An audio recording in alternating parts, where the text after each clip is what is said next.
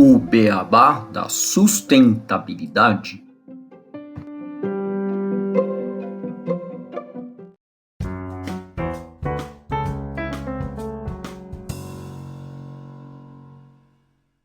Bem-vindos ao podcast O Beabá da Sustentabilidade. Este é o episódio 202, Economia Circular no Brasil, do Plano à Prática.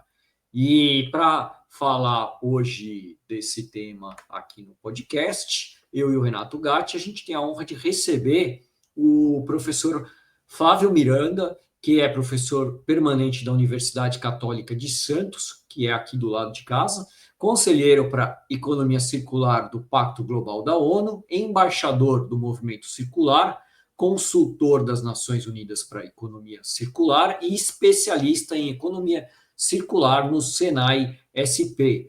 Flávio, Renato, tudo bem com vocês? Como é que vocês estão? Tudo ótimo, obrigado aí pelo convite, Gustavo, Renato. Prazer estar aqui com vocês no podcast. Olá, Gustavo. Olá, Flávio. Obrigado por fazer presente aqui hoje com a gente. Uma honra receber, para quem não sabe, está nos vendo, nos escutando. O Flávio foi professor meu e do Gustavo na pós-graduação na FIA em 2018. Já faz um tempinho aí. Sempre bom estar batendo esse papo. Tenho certeza que vai ser uma conversa muito agradável. Sim, e só para contextualizar um pouquinho, né, só falar que, diferentemente do sistema linear tradicional, que é de extrair, produzir, descartar, a economia circular ela propõe um ciclo contínuo de reuso, reparo e reciclagem, onde os resíduos viram insumos e nada é desperdiçado. E o Brasil deu um passo importante nessa direção com a aprovação recente da Estratégia Nacional de Economia Circular e do Plano Nacional de Economia Circular, que visam alinhar as políticas públicas do setor privado e a sociedade civil nessa transição. E então o Flávio vai nos ajudar aqui a entender o que isso significa na prática e nos explicar mais sobre esse tema. Então, dando sequência, vamos começar a conversar com o Flávio. Flávio, ano passado a gente teve a aprovação da Estratégia Nacional de Economia Circular aqui no Brasil, e no mês passado, né, em maio, tivemos a aprovação do Plano Nacional de Economia Circular do nosso país. Como é que essas iniciativas podem acelerar a transição do Brasil para um modelo circular? Isso aí, Gustavo, bem lembrado e bem pontuado.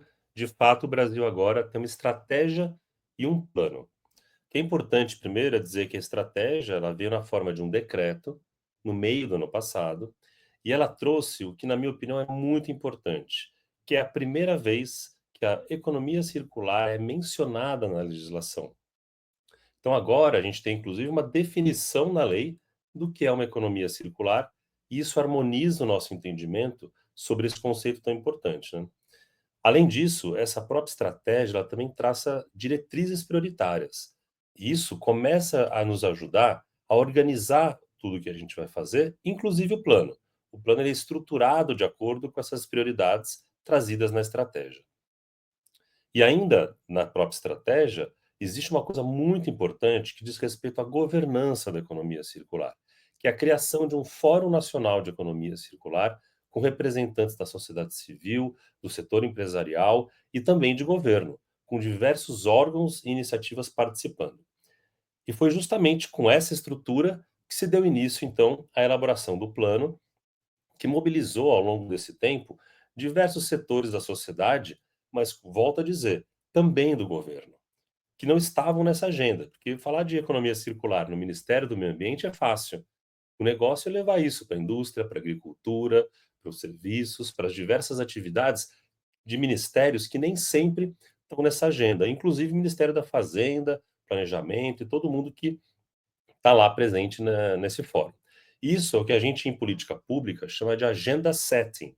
É você trazer para a política pública um assunto que está fervilhando na sociedade e que a partir então desse momento se torna um assunto objeto de políticas públicas. E aí nisso, o plano deu esse primeiro passo, definindo essas linhas de ação, e aí são 71 ações em 5 eixos. Cada um desses eixos tem 2 líderes, um do setor governamental, vamos chamar assim, e outro da sociedade civil ou mesmo das empresas. O que é importante é que agora que começam os trabalhos, agora a gente deve ter iniciativas para colocar tudo isso em prática. E algumas já começaram. Que a gente tem esses 5 eixos, cada eixo tem 2 líderes, e a ideia é que algumas iniciativas já começaram. Então tem, por exemplo, uma PEC, uma proposta de emenda constitucional, falando da bitributação, para que se resolva a questão da tributação dos resíduos sólidos, que é uma demanda antiga de vários setores da sociedade, de catadores até a indústria. Depois, tem outras questões que a gente acha muito importantes. Então, uma primeira ação, que é a primeira mencionada no plano, é a elaboração de diagnósticos. E a gente espera que, com isso, o Ministério tenha elementos para ir revisando, inclusive, o plano com metas, indicadores e prazos. Acho que, num primeiro momento, essa é a visão geral do plano e da nossa estratégia.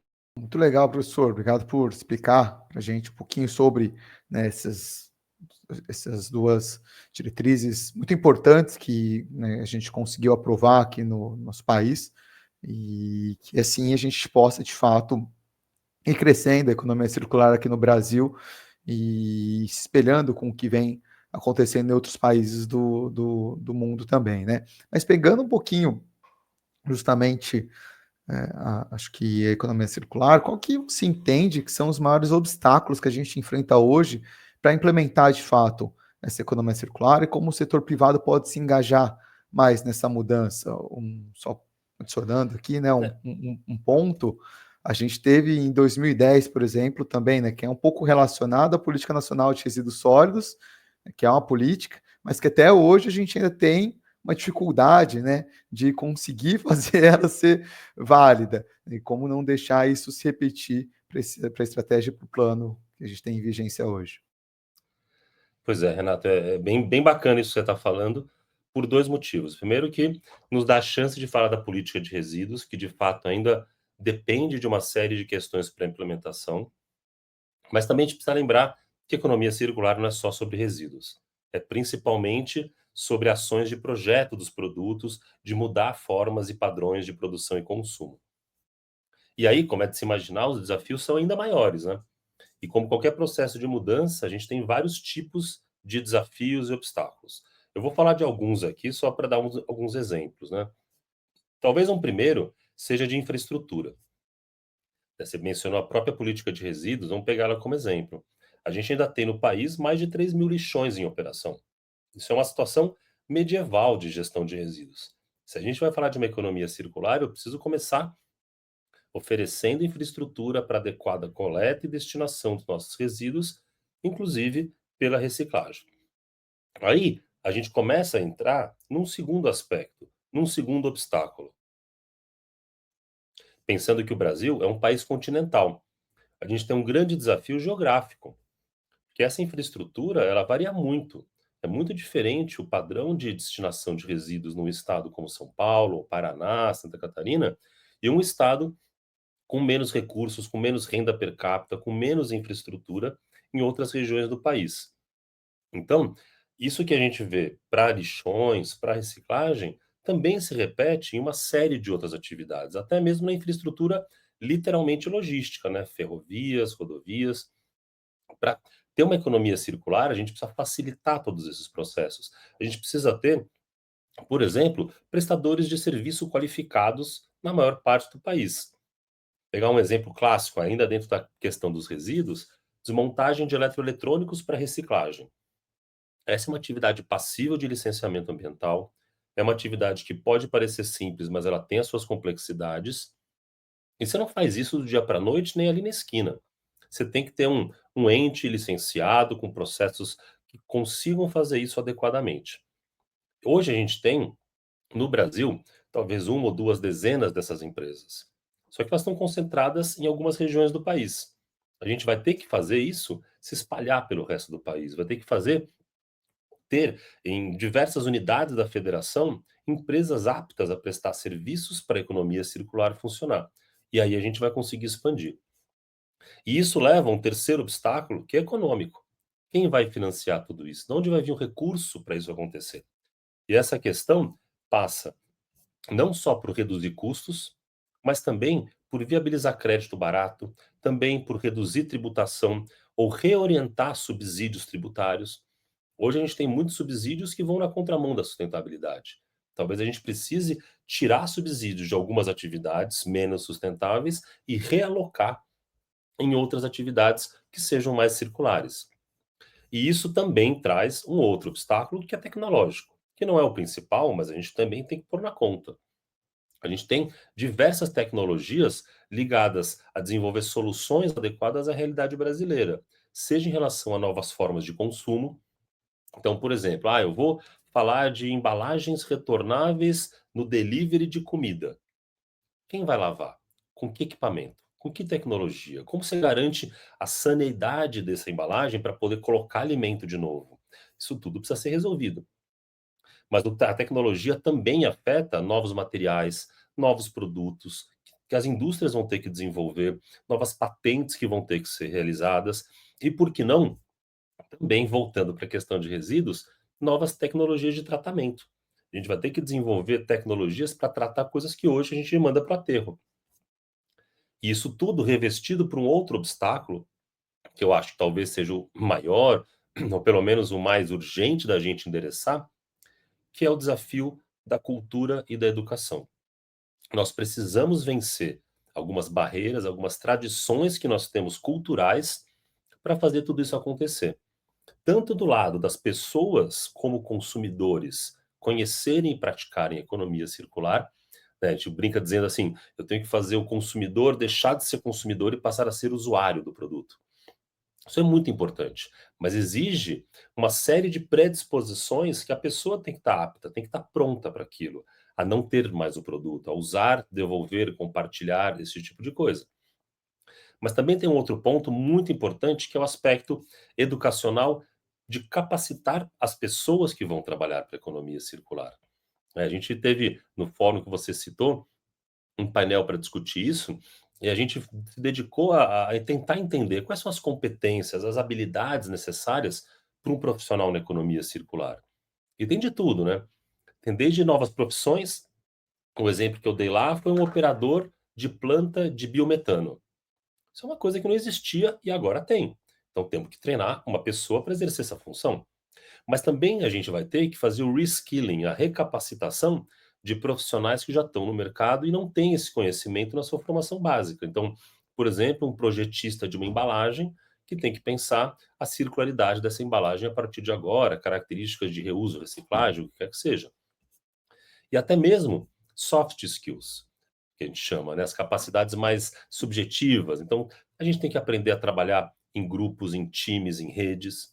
A gente vai ter que aprender a trabalhar com solução de problemas de uma outra forma. Então, existe uma série de alterações que a gente vai ter que fazer. Mas percebe que até aqui eu só falei de obstáculos que são desafios que acabam gerando oportunidade de negócio, né? Quando eu falo, tem um obstáculo de uma nova tecnologia, puxa, aí temos uma oportunidade de desenvolver uma nova tecnologia. E assim sucessivamente na infraestrutura e até mesmo na educação. Só que eu queria concluir essa resposta falando de um obstáculo que eu acho que é o mais urgente, que é o que vai destravar tudo, que é o obstáculo político. Eu acho que a gente precisa garantir, como nação, que a nossa classe política trabalhe em favor do bem-estar das pessoas. A gente precisa resgatar o papel dos políticos como alguém que nos represente para defender interesses da sociedade e não interesses pessoais, como a gente tem assistido. E sem isso vai ser muito difícil a gente avançar para o que quer que seja, principalmente na pauta da sustentabilidade, especificamente aqui na economia circular. Com certeza, porque essas pautas elas precisam ser prioridade, né, política. E não, e a gente vê muito outras pautas que não deveriam, não tem tanta importância na vida das pessoas ou no sistema como um todo, que acabam sendo levadas mais à frente porque são mais fáceis, talvez, de atuar sobre, né, que é um dos pontos que eu vejo muito nessa área. Eu acho assim, Gustavo, tem dois comentários rápidos sobre o que você disse que eu acho bem importantes, né? O primeiro, que existe uma competição dos assuntos na pauta política, que é natural. E eu acho que a gente precisa educar a nossa classe política para incluir nas prioridades as da sustentabilidade, não deixar para votar depois, não passar outras na frente da fila. Mas isso é parte do jogo. O que eu acho que é mais grave é quando a pauta da sustentabilidade, por questões ideológicas, ela é usada como moeda de troca, como massa de manobra para outros assuntos que alguém quer emplacar ou não quer que emplaque. Então, eu acho que é isso, é a gente entender a sustentabilidade como um tema do desenvolvimento do país. A economia circular é uma estratégia de desenvolvimento. Não é à toa que a Estratégia Nacional e o Plano Nacional estão alocados no Ministério do Desenvolvimento, Indústria, Comércio e Serviços, porque se entende no governo que justamente é uma agenda para o desenvolvimento, para a geração de empregos, para a sustentabilidade da produção, para a sustentabilidade do consumo e por aí vai. Então é uma visão do meio ambiente como um fator positivo, um fator que colabora para o desenvolvimento, no caso, sustentável, né?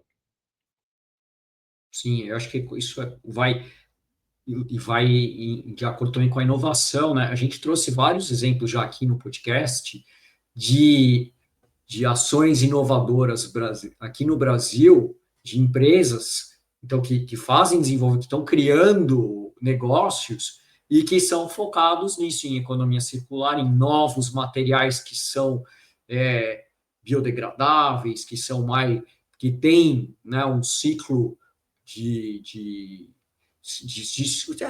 tem o seu ciclo melhor, mais limpo, e são coisas que a gente precisa realmente que vão desenvolver a nossa economia também. Então, são pontos realmente importantes, né? E aí, seguindo na nossa pauta, queria fazer a próxima pergunta, que é em relação, né, a gente falou um pouco de educação já, mas em relação ao papel das universidades, né? E tanto das universidades quanto da educação básica, mas, né, o papel da educação, né, na construção dessa mentalidade circular. Como é que você vê que esse tema deve ser abordado? Como você aborda esse tema nas suas aulas? O que você acha em relação a gente trazer essa mentalidade circular, né, para os alunos, tanto de universidade quanto dos ciclos básicos? Essa é uma ótima pergunta, porque as instituições de ensino, né, de forma geral, elas têm um papel fundamental na economia circular. A gente está falando de um processo de mudança. Até por falar de ensino, eu queria aqui citar o Paulo Freire, né? O Paulo Freire, uma das coisas que ele falava é que a educação não muda o mundo, a educação muda as pessoas, e as pessoas mudam o mundo. Então, essa é a questão. A gente precisa fazer uma educação transformadora para as pessoas, para daí a gente conseguir fazer as transições, no caso aqui, para a economia circular. E nesse contexto, o que a gente fala muito, isso foi um tema desse painel que eu participei no Fórum Mundial, é que um primeiro ponto é que a gente precisa dar letramento circular para as pessoas. As pessoas precisam entender por que isso é importante. Qual o valor que está por trás disso para comprarem a ideia.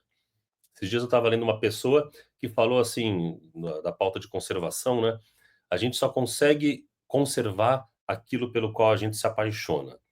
Então é isso, a gente tem que ter carinho, a gente tem que amar a pauta para poder se dedicar a ela, até porque vocês sabem tão bem quanto eu, muitas ações da sustentabilidade existe um grau de esforço. Você trocar o descartável pelo reutilizável tem um esforço maior, nem que seja de lavar as embalagens ou enfim, o que você está usando ali.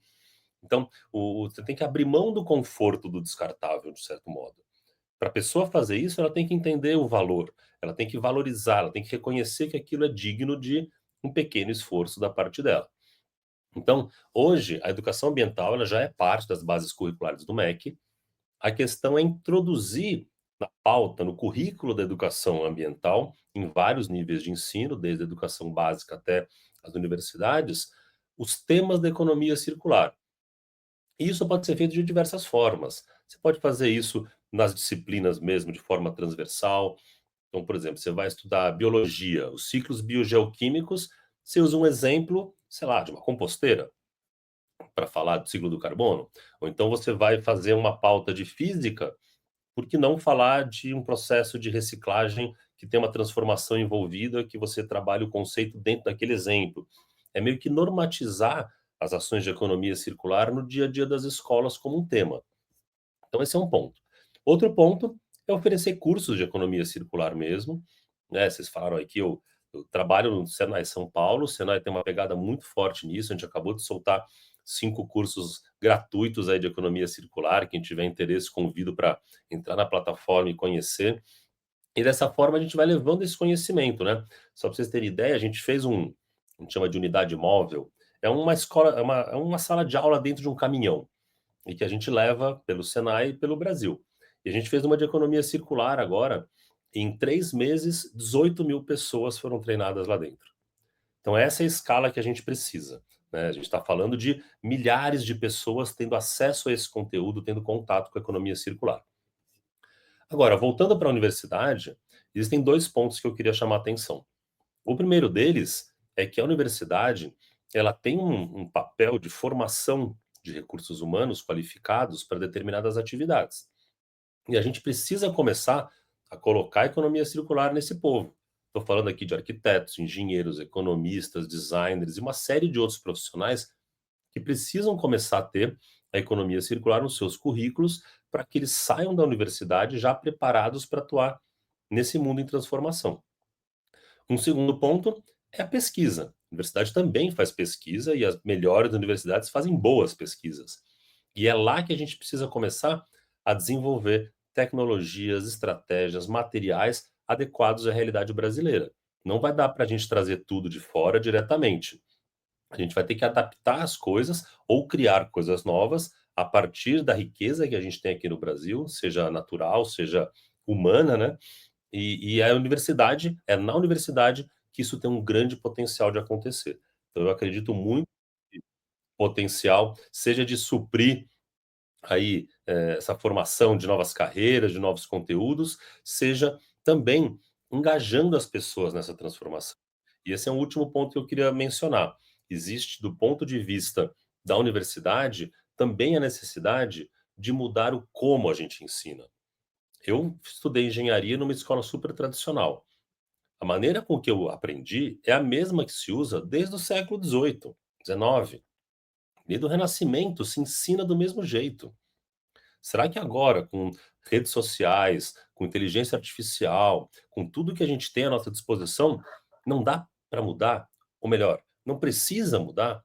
Será que os nossos alunos têm a mesma predisposição que a gente tinha de sentar 6, 8 horas ouvindo alguém falar numa sala de aula? De ficar lendo um artigo de 50 páginas para entender um conceito que você às vezes pode reproduzir de outra forma muito mais objetivamente? Então, a gente tem que melhorar, tem que aperfeiçoar também a forma de transmitir informação para engajar.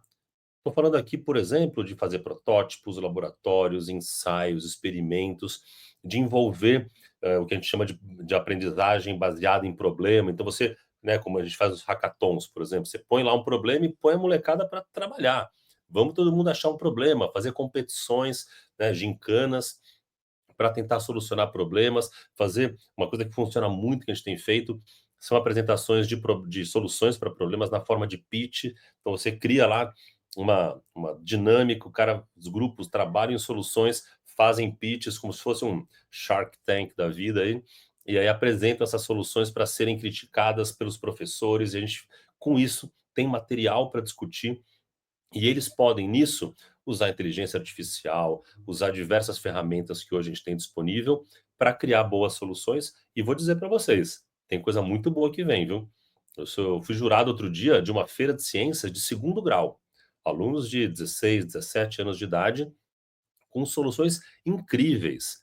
Aplicativos, novos materiais, soluções de dispositivos, diversos tipos de soluções para diversos tipos de problema.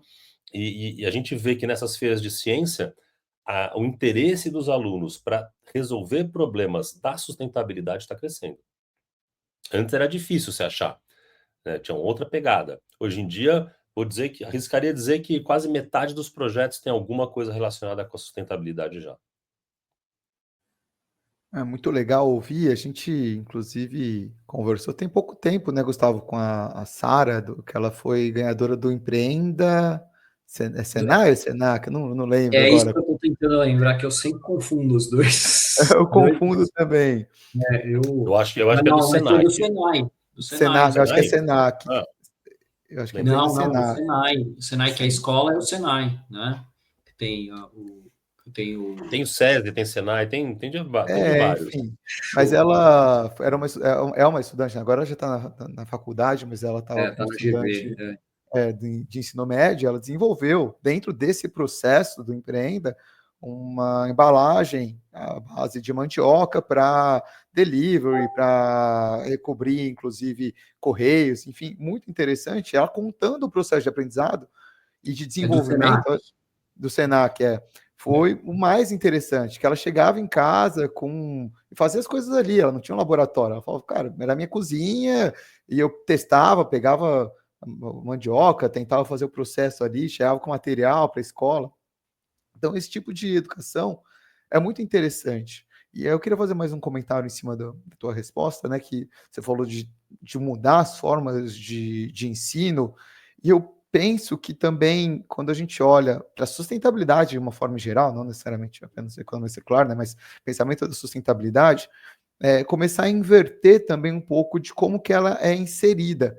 Porque em muitas vezes, empresas, educação, a gente tenta colocar a sustentabilidade debaixo, muitas vezes, das matérias, ou até mesmo dentro de uma empresa como se fosse uma área, mas a gente devia começar a trazer ela como sendo uma coisa vertical que está, né, narrando Transversal, né? transversal, que está ali trazendo é, a educação em todos os setores, né? E olhar para as disciplinas dessa forma também, com a sustentabilidade como sendo uma coisa mais geral. Pensamento Eu que eu falo um tenho. pouco, viu, Renato, assim, que a sustentabilidade hoje é como marketing ou finanças foram há 20 anos atrás. Todos os Sim. profissionais precisam conhecer o mínimo, né? Um médico que vai ter o seu consultório, ele vai ter que fazer a contabilidade dele, ele vai ter que divulgar o nome dele para captar os clientes, os pacientes dele, enfim, né? Todas as atividades têm uma pegada de marketing, tem uma pegada de finanças e agora de sustentabilidade. Então é mais um tema que a gente vai ter que colocar em todas as formações, em todas as carreiras. Agora, é um processo que vai devagar. Eu só gostaria que a gente conseguisse acelerar ele mais um pouco, né? Não, e só fazer mais um comentário no que vocês falaram um pouco, né, da parte de educação, né, dessa maneira nova, vai um pouco bem também de acordo com o que o Paulo Freire fala, né, em relação ao ato de aprender, né, que é a construção e reconstrução constante, considerando sempre a experiência, a autonomia, a parte de reflexão, a parte de diálogo, de construção tanto coletiva, da criatividade, de estar aberto ao novo. Então, tudo isso acho que fica bem alinhado com essa maneira que você colocou, né, Fábio, de trazer, de quebrar aquela visão de um estudante sentado e o professor só falando e o estudante passivo em relação ao conhecimento, né? Porque para aprender não é isso, né? Aprender, você vai ter que fazer, estudar, ser autônomo, ter experiência com aquilo, ver, achar que vai para Exato. um lado, fazer pergunta, tentar responder, tentar pensar, tudo isso Aprendizagem é um faz processo parte, ativo, né? né, Gustavo? É, Não é o ativo. professor que ensina, é a gente que aprende. E isso que você falou da aula expositiva, de você sentado lá ouvindo, hoje em dia a gente consegue fazer isso com um vídeo no YouTube. Então, assim, tá, essa parte eu consigo achar outras alternativas. Vamos colocar o tempo de sala de aula, o contato professor-aluno, como algo muito nobre para fazer uso desse tempo de uma forma que poderia ser substituída por um vídeo. Então, vamos usar para interação de fato, para construção coletiva de conhecimento. Mas é um desafio. Isso quebra muito paradigma, inclusive, do lugar de fala, do lugar de conforto aí dos nossos professores, né? Só contar uma experiência minha, eu fiz um tempo durante a graduação de intercâmbio fora, na Alemanha, e eu peguei lá eu tinha a chance de fazer optativa, e eu só escolhi praticamente aulas que eram assim, elas não eram expositivas, eram aulas para construção de conhecimento interno. Então, tinha a sala de aula que era uma mesa que o professor sentava na mesma mesa que os alunos e a gente tentava construir em cima de um tema que era colocado, uma discussão totalmente aberto. No começo do curso, só sabia-se que a gente ia discutir aquele tema e ia passar um semestre falando sobre aquele tema, mas para construir, no final, algo conjunto de todos mundo. Isso na graduação, né? Não era um doutorado, não era um Uma pós, mestrado. Bom, seguindo aqui com as perguntas, professor, até, né, para a gente ir avançando um pouco também no tema, eu queria, a gente estava comentando um pouco aqui sobre educação, acho que é um tema muito agradável, a gente entrar em educação, abre novas portas, né, para a gente discutir os temas de sustentabilidade, enfim, ficamos horas aqui falando. Tem episódios que a gente faz dedicado à educação aqui apenas, né? Mas hoje a gente está falando um pouquinho mais da economia circular, e igual a gente já comentou aqui, recentemente a gente teve o Fórum Mundial de Economia Circular aqui no Brasil, acho que foi algo muito importante, né, casado com essas novas políticas, né, o Plano Nacional, que foi lançado, a estratégia também, e a gente teve, né, o Fórum Mundial de Economia Circular aqui no país.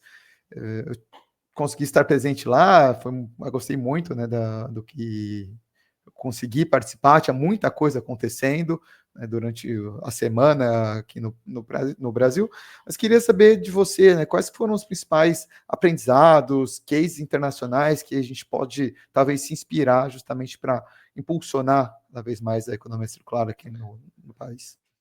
É muito legal, Renato. Assim, são muitos aprendizados.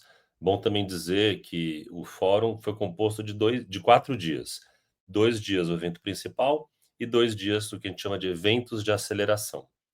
Os 2 dias do evento principal, para aqueles que não puderam acompanhar, todas as sessões estão disponíveis no canal deles no YouTube, em 3 idiomas. Então, quem tiver interesse consegue ir lá e assistir. Porque de fato era muita coisa acontecendo. Eu mesmo fiquei de um lado para o outro a semana inteira, correndo para cá e para lá, e muita coisa que eu queria não conseguia assistir, porque é simultâneo com outra que você já estava. Mas assim, eu vou destacar algumas mensagens. A primeira, eu vou começar pela notícia ruim. Tá?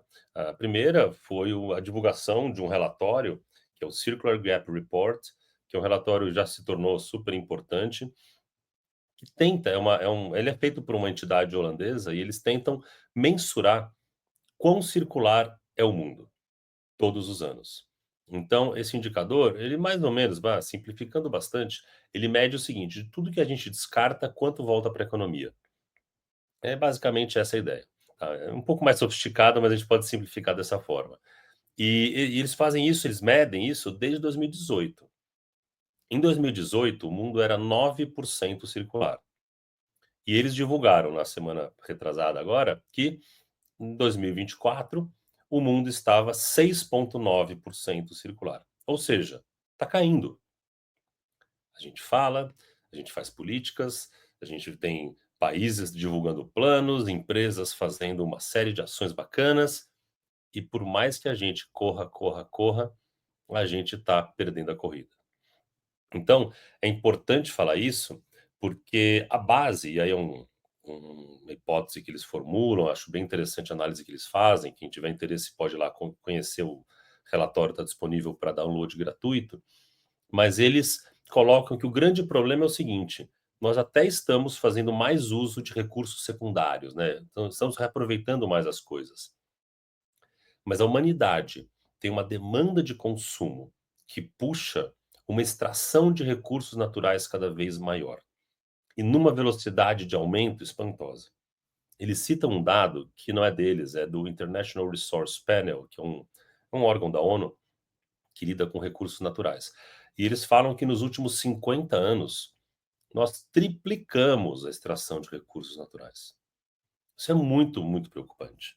Então aí, o primeiro recado é esse: nós precisamos urgentemente rever padrões de consumo, não só de produção. Os de produção também, Mas esses a gente já tem revisto, a gente tem vários instrumentos, né? O próprio licenciamento ambiental, a gente está indo.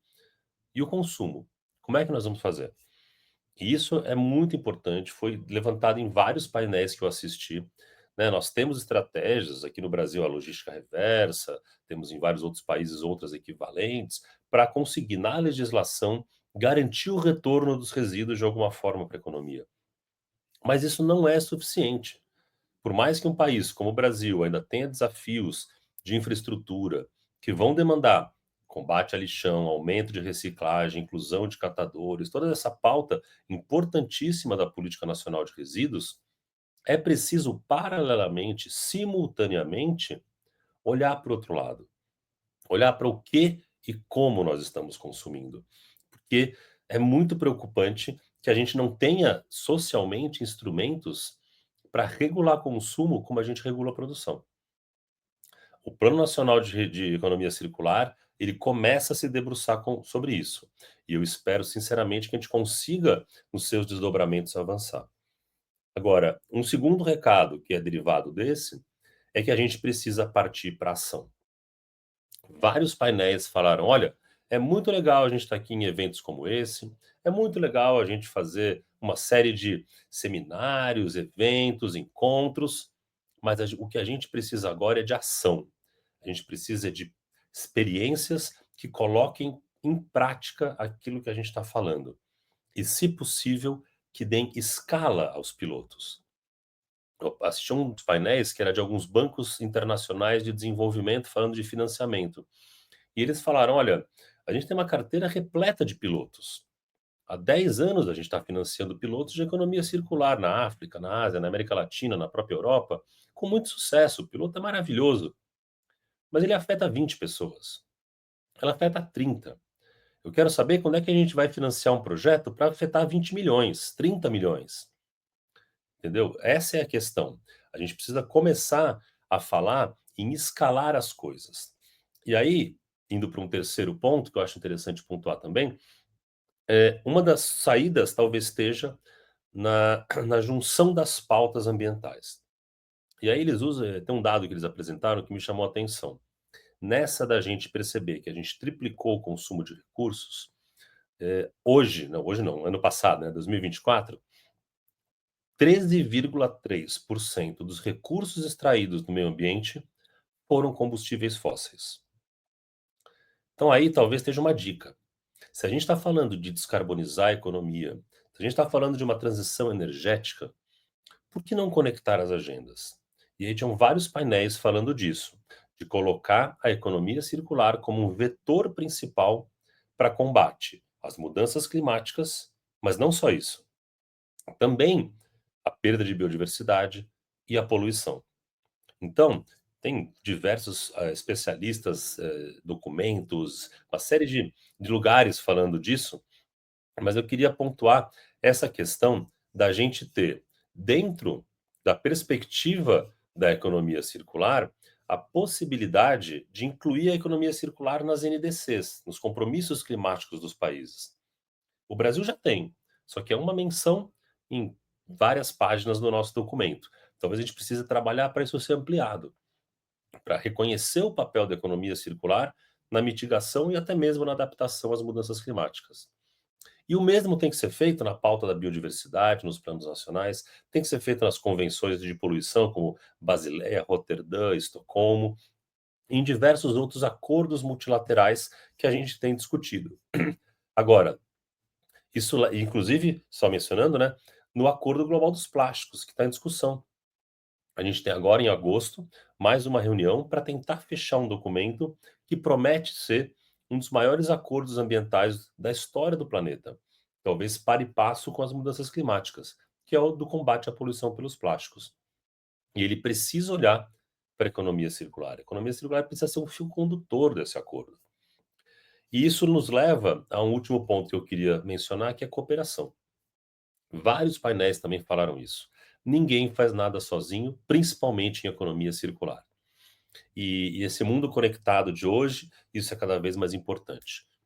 Do ponto de vista internacional, então, a gente tem que pensar nisso justamente com o que eu vinha falando antes. precisamos resgatar o papel das instituições multilaterais, como a ONU, o Banco Mundial, a OECD e diversas outras instituições que dão essa salvaguarda internacional para que os países consigam andar mais ou menos num ritmo parecido, entre aspas, tentando não deixar ninguém para trás. Outra coisa importante, aí já entrando no âmbito doméstico, é dentro dos países, na realidade de cada empresa, evoluir o que a gente chama das redes de valor, das cadeias de valor para as redes de valor. Então, é mais ou menos o seguinte: quando eu tenho uma cadeia de fornecimento de uma empresa, eu estou falando dos nossos fornecedores, estou falando dos nossos clientes. Quando eu amplio para uma rede de valor circular, eu incluo outros stakeholders. Eu incluo, por exemplo, uma cooperativa de catador, o próprio município, uma universidade que pode estar desenvolvendo uma patente, um cultivo agrícola. É um pouco a ideia da simbiose aplicada às redes das empresas, que não são mais só lineares, com fornecedores, manufatureiros e consumidores, mas elas são múltiplas e se retroalimentam. Se eu tenho uma garrafa retornável, eu preciso de uma lógica que talvez inclua o varejo, talvez inclua o município, para devolver minhas embalagens para que eu possa reutilizar. Então, essa é uma posição até importante fazer aqui o reconhecimento. Essa é uma definição que está nas normas de economia circular que a ISO lançou por pressão da delegação brasileira. A indústria brasileira forçou esse tema de estar presente nas normas, e eu acho que foi um dos grandes avanços que nós tivemos, motivado pelos brasileiros que lá estavam. Então, acho isso muito importante. E aí, só para mencionar, ainda no fórum, eu tive chance de participar de um debate entre 3 redes regionais de economia circular. Uma rede que é basicamente europeia, uma que é latino-americana e uma que é africana. Então estavam lá representantes de ministérios de vários países dessas regiões, cada um comentando e discutindo e debatendo a sua cooperação. Esse tipo de iniciativa é muito importante. Dentro das regiões, a gente cooperar, ter coalizões regionais para enfrentar problemas das regiões. Então você vai ver, a Europa tem uma situação completamente diferente da África. Então as redes trabalham com prioridades diferentes, com mecanismos diferentes, com agendas diferentes. Mas é importante elas se reunirem entre si e trocarem experiências, como foi o que aconteceu durante o fórum. Lá, por exemplo, teve o lançamento de um guia para países fazerem seus planos de economia circular. E aí, só você perguntou de casos, exemplos, só para dar um exemplo aqui, o primeiro país a ter um plano nacional de economia circular foi a Finlândia em 2016. E hoje, nos 27 países da União Europeia, 20 já têm planos rodando. E os outros 7 estão aí lançando, publicando, começando essa história. Aqui na América Latina, a gente tem um caso incrível, que é da Colômbia. A Colômbia lançou seu Plano Nacional de Economia Circular em 2019. Então já tem uma experiência aí de mais de 5 anos rodando esse plano.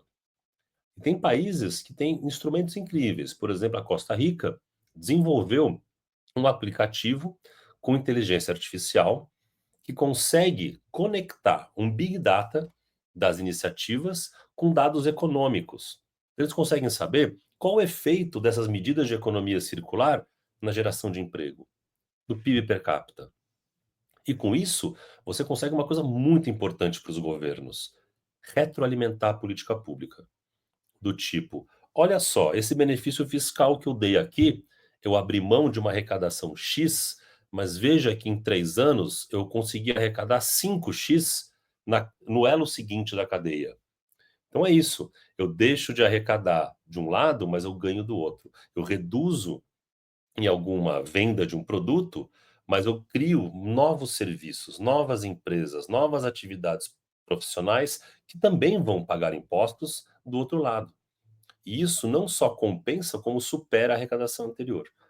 Então, conseguir mostrar isso é muito importante e tem países já conseguindo. Então, só para pontuar que no fórum também foi discutido tudo isso e a gente teve exemplos de países que estão conseguindo fazer dessa forma. Espero que a gente consiga, agora que a gente também tem um plano, né? Agora que a gente entrou nesse clube aí, que a gente consiga também evoluir os nossos resultados nesse sentido.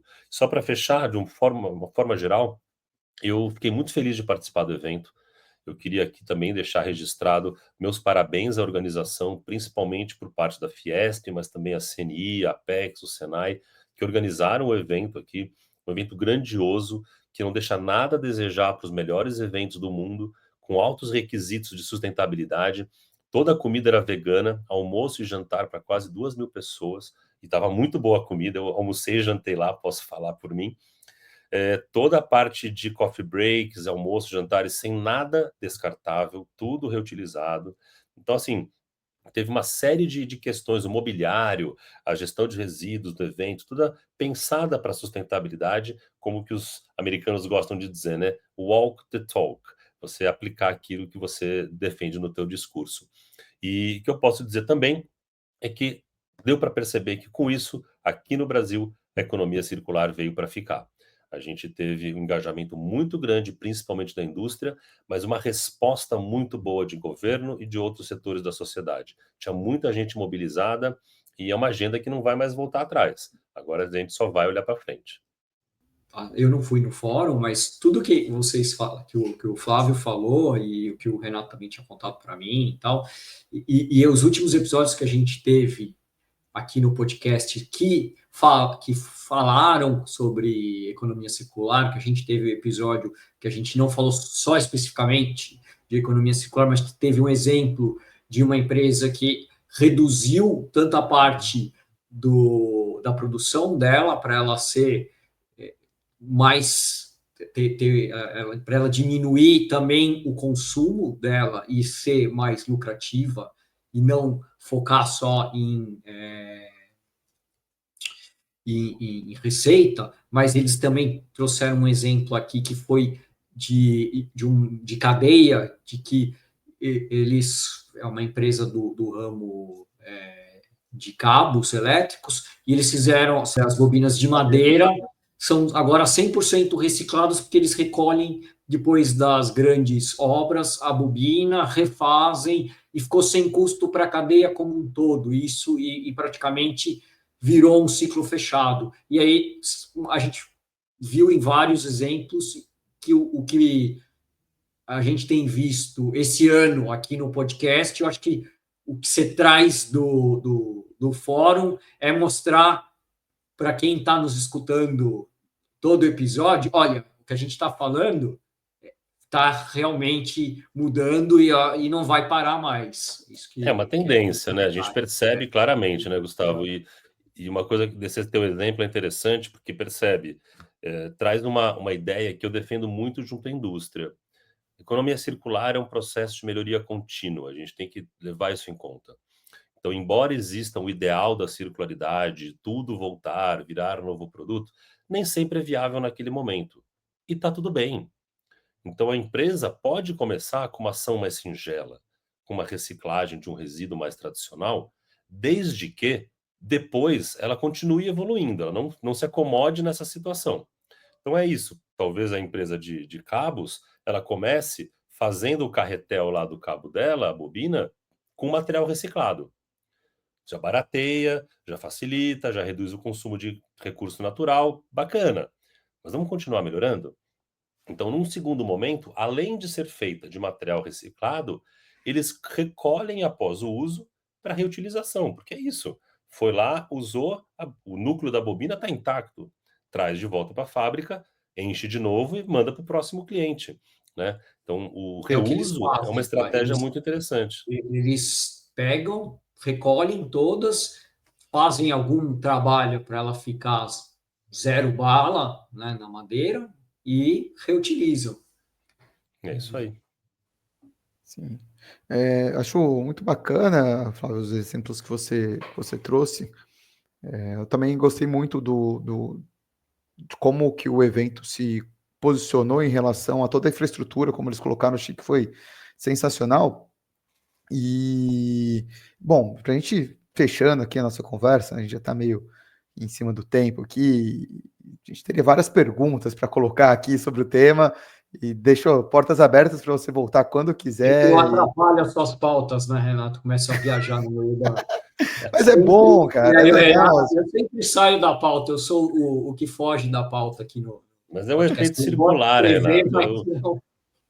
Não, mas Uma resposta leva a outra pergunta inesperada. Essa é a parte boa do negócio. sim, não, mas a gente É a minha sempre. provocação só aqui para ele, mas Mas é sempre bom, a gente sempre sai um pouquinho da pauta, isso não é problema, o importante é a conversa ser boa e foi excelente, mas para a gente poder fechar aqui a conversa, né? Antes eu só queria fazer um comentário, que você estava falando um pouco das redes de valor, acho que é interessante, né? Que é também trabalhar até mesmo com seus próprios concorrentes, né? Começar a ver eles como parceiros para fazer projetos em conjunto, né?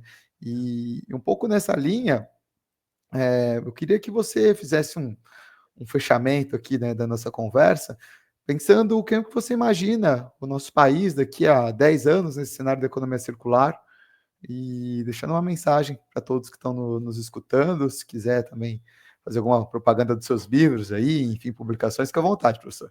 Não, obrigado. Vamos por partes. O primeiro é dizer que realmente esse é um processo de construção coletiva.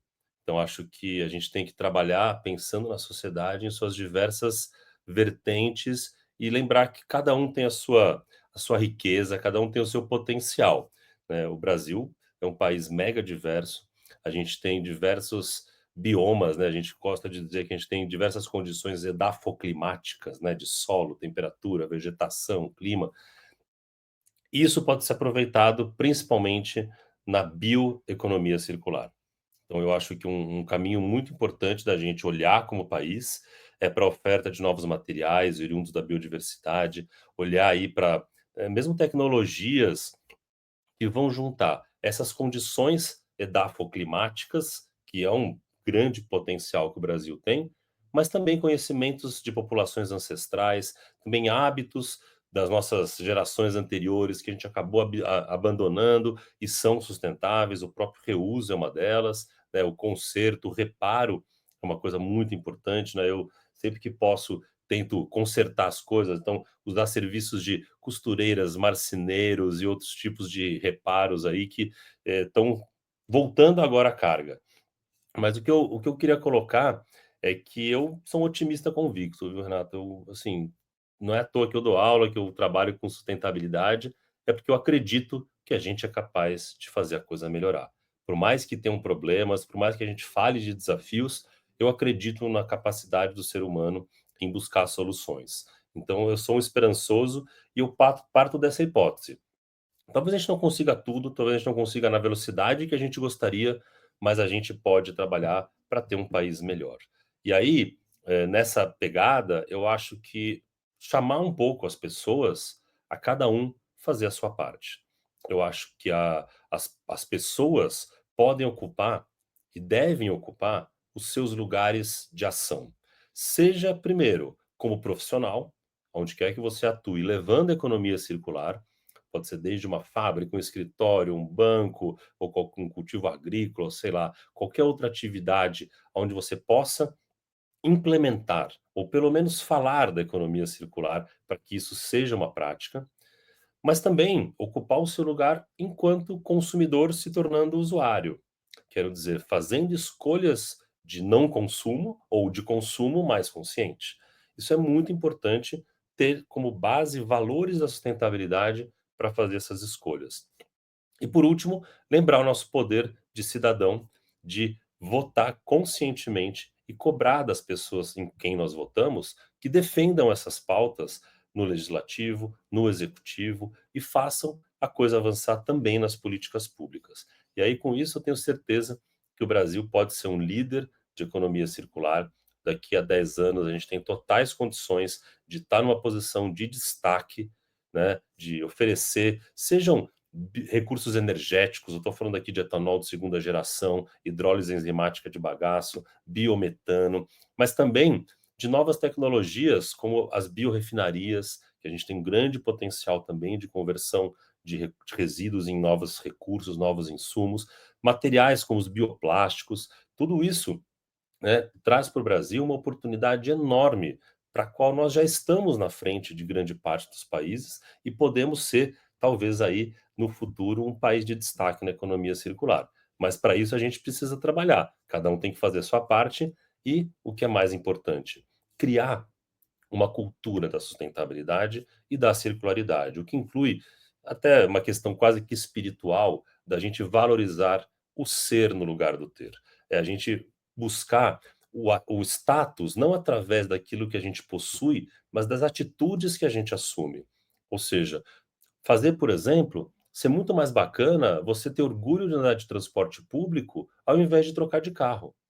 Esse é um esforço que muita gente pode fazer e não se dá o trabalho, né? Pessoas que moram em grandes cidades, por exemplo. Só que para isso, a gente tem que trabalhar basicamente os valores. A gente tem que trabalhar na escola, a gente tem que trabalhar nas famílias, nos grupos sociais diversos, levando esses valores adiante e fazendo com que cada um seja parte de uma mudança. E assim, tenho certeza, a gente vai criar uma sociedade que valoriza o respeito, a diversidade e a sustentabilidade como valores centrais.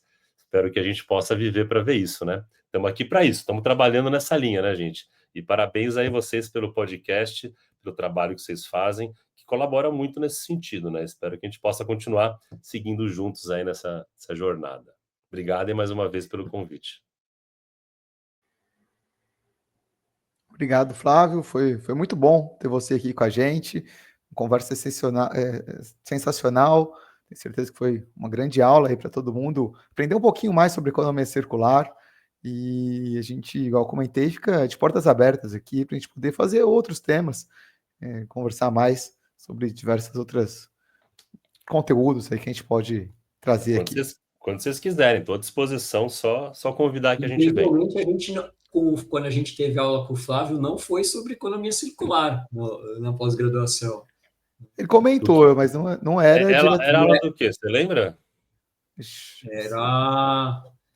E eu dou aula de tantas coisas, pode ser regulação, a gente falou muito de desastres ambientais, a gente teve umas 2 aulas com você só sobre desastre ambiental, eu lembro. Então foi Fundamentos de Prevenção e Controle, que é a disciplina introdutória. Provavelmente mas é isso, o importante é o pessoal buscar, como vocês fizeram, uma boa formação, né? Porque eu também tenho visto muito hoje em dia o pessoal querer entrar na sustentabilidade, querer trabalhar na área, mas já querer sentar na janelinha. Então, também é bom o pessoal ir atrás de boas escolas, boas formações. Tem muitas hoje aí oferecendo cursos muito bacanas em diversas áreas. Então, estudem que vale a pena, pessoal. É assim que a gente vai mudar o mundo.